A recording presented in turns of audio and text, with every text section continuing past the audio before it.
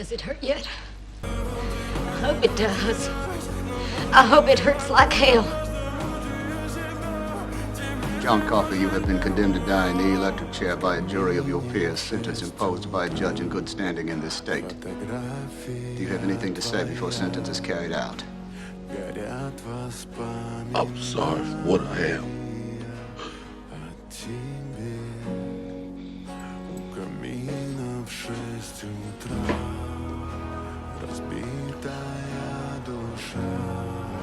Please, Mom. Don't put that thing on my face. Don't put me in the dark. I was afraid of the dark. May God have mercy on your soul.